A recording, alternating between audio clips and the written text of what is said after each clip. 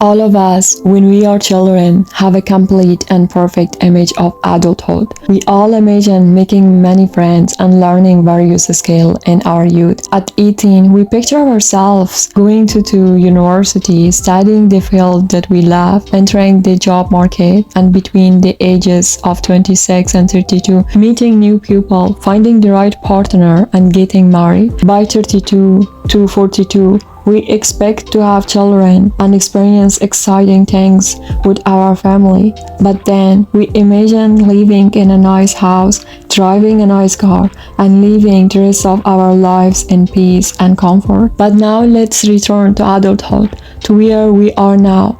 Did that perfect childhood image become reality? Did we all have a great youth? Did we go to the university and study what we wanted? Did we land the job we are dreamed of? Are we doing well? Are we exciting like before? Are we financially where we imagined? The answer more likely is no. Many of us have faced challenging far beyond what we anticipated for our age, leading us to consistently blame ourselves. We feel like others are more successful and happier, while we see ourselves as a failure and a loser that haven't achieved anything, even small goals and happiness that you imagined as a child. We often pursue other people's life as thrilling and inspiring, which make us feel left behind. But where does this feeling stem from? Primarily, it arises from two sources: consistently measuring ourselves against others and the pressure placed on us by society's expectations. First, we consistently compare ourselves to others, especially our peers, friends, family members, or people in social media. We open an Instagram, TikTok, Snapchat, and see people our age or even younger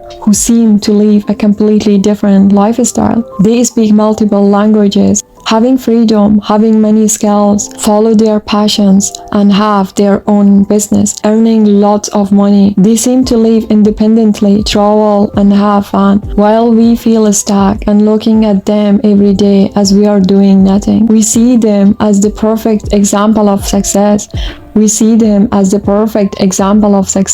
makes us feel terrible about our own lives and who we are. But we forgot important things. First, we only see their success. We never see how much effort they have put in or how many years they spent getting to that point. Everyone starts from different points in life. Some have a smoother journey because of privilege like education, connections, or opportunities available to them. We often find ourselves comparing our own progress to those who had an advantage from the start, and we question, why have they achieved so much while I'm still struggling? And the third one, their path may not even be the right one for us. Maybe the success they have achieved didn't align with our own life's path, or maybe we will reach our goals at the later time. Everyone has a different journey. And the fourth one, we never see the real struggle behind their images. We don't see their fears, regrets, or sadness. Social media is full of secrecy, and many people only show their highlights to hide what is really going on inside. The second source of this feeling of lack is societal pressure.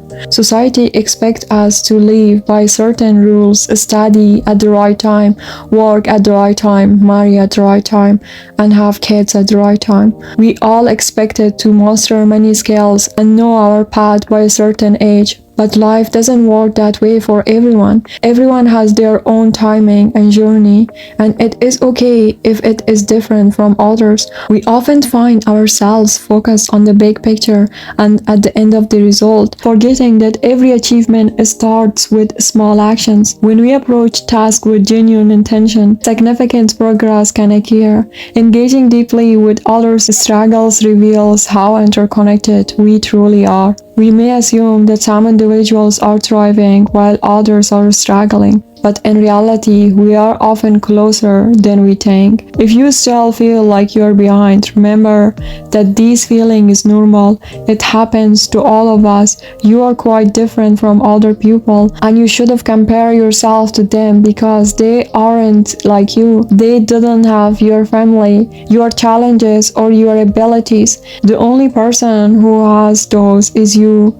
Stop comparing yourself to others because you're unique. Your journey has its own timeline and it might peak at different times. Some stories have early peaks, some peak later, and some didn't follow a peak structure at all. They still have their own charm. That is why one of the important principles is to compare yourself to who you were yesterday, not to who someone else is today.